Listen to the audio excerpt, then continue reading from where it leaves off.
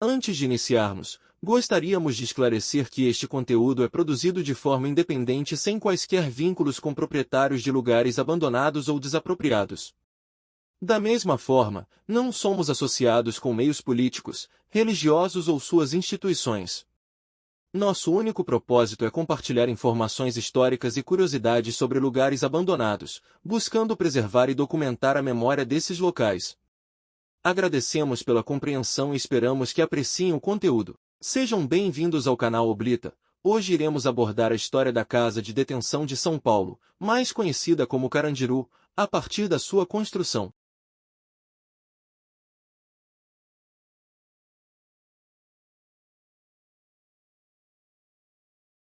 Localizado na zona norte da cidade de São Paulo, o complexo penitenciário foi projetado para atender às novas exigências do Código Penal Republicano de 1890, que previa a pena de prisão celular para a quase totalidade dos crimes. O terreno, com uma área de 150 mil metros quadrados, foi adquirido na primeira década do século XX pelo governo estadual. A construção foi liderada pelo engenheiro arquiteto Samuel das Neves, nascido em 1863. O local iniciou suas atividades no dia 21 de abril de 1920, sob os cuidados de Francisco de Paula Ramos de Azevedo, nascido em 1851, que também conduziu o projeto arquitetônico do Sanatório Vicentina Aranha que abordamos no episódio anterior. Ele ficou responsável pela construção dos pavilhões originais do presídio, utilizando os melhores materiais, sendo a maioria importados. Da sua inauguração, o local comportava no máximo 1.200 detentos, atingindo sua capacidade máxima por volta de 1940. A partir de 1940, visando aliviar a superlotação, foi iniciado um projeto de expansão elevando a capacidade do complexo para 3.250 detentos. A nova arquitetura não seguia o projeto original, mas estava alinhada aos padrões da época. A penitenciária era aberta à visitação pública, chegando a ser um dos cartões postais da cidade de São Paulo.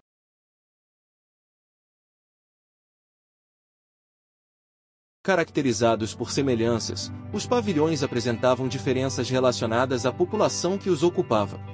Pavilhão 2, destinado aos detentos recém-chegados, que passavam por registros, eram fotografados, recebiam um corte de cabelo característico e a palestra inicial, onde eram introduzidos as primeiras regras da detenção antes de serem encaminhados para outros pavilhões. Pavilhão 4 era o mais desejado pelos novos detentos, pois não era tão populoso e tinha celas individuais.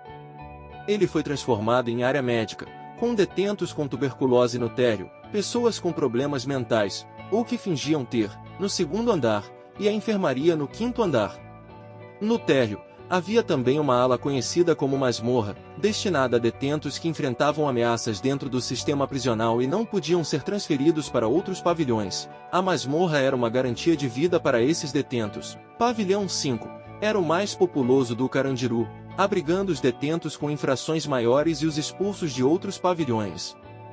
O local possuía celas de castigo, e no quinto andar ficava a área amarela, onde eram mantidos os detentos que enfrentavam ameaças.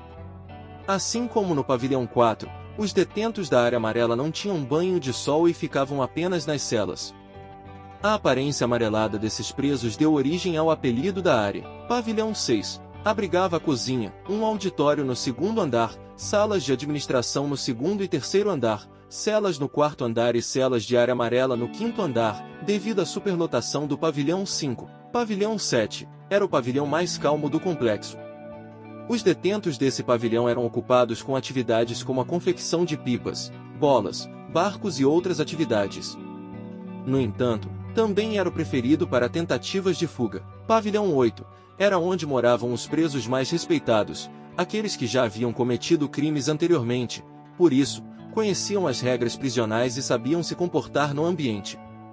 No local, também ficava o maior campo de futebol do complexo. E o último, Pavilhão 9, o mais conhecido fora do complexo. Seus habitantes eram réus primários, ou seja, presos pela primeira vez. Eles também eram considerados os mais violentos do Carandiru.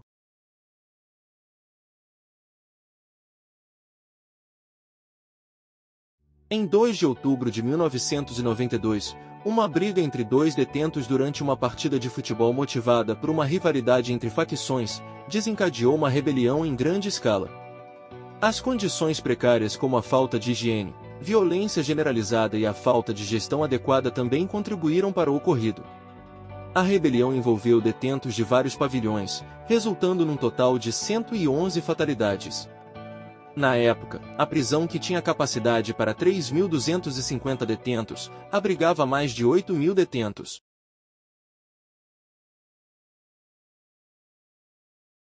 Em março de 2001, o governo estadual anunciou o plano de desocupação do complexo penitenciário. Com a transferência gradual dos detentos para outras unidades prisionais durante o ano, e a conclusão do plano em torno de setembro de 2002, o local foi desativado. Algumas das edificações foram demolidas no mesmo ano, e anos depois o edifício foi tombado.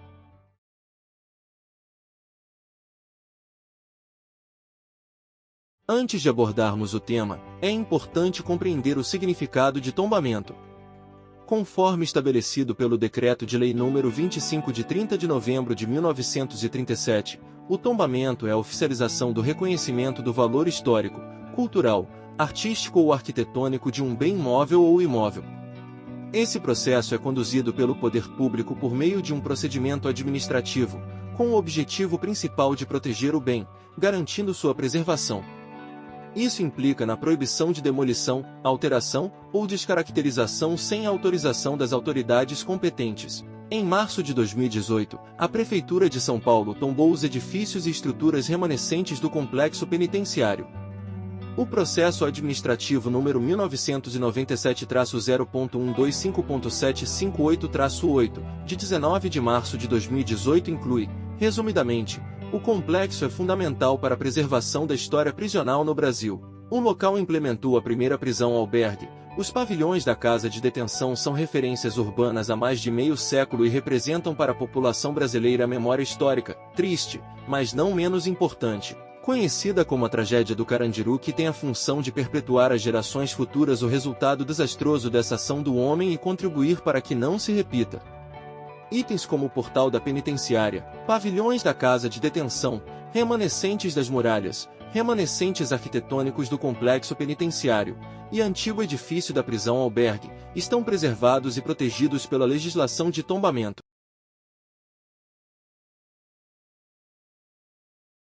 Após a desativação do complexo penitenciário, a Prefeitura de São Paulo decidiu escolher o local para a construção de um parque, conhecido atualmente como Parque da Juventude Dom Paulo Evaristo Arns, inaugurado em 2003. Abrangendo uma parte do bairro de Santana e as partes do antigo complexo. O parque é dividido em 3 áreas, sendo elas: área esportiva com quadras poliesportivas, espaço para a prática de skate, patins e outras instalações esportivas, a área central, com trilhas, caminhos ajardinados, passarelas e outros elementos de lazer, e a terceira área constituída com escolas técnicas, e a Biblioteca de São Paulo. O nome do parque foi escolhido em 2014 pela Prefeitura, em homenagem a Dom Paulo Evaristo Arns, arcebispo de São Paulo entre 1970 e 1998 e defensor dos direitos humanos durante a ditadura militar. Essa foi a história do complexo penitenciário do Carandiru. Espero que você tenha gostado do vídeo. Ajude compartilhando esse vídeo para algum conhecido e deixe seu like para apoiar o canal. Em breve estarei trazendo mais lugares históricos para vocês conhecerem. Muito obrigado por assistir até aqui e até o próximo vídeo.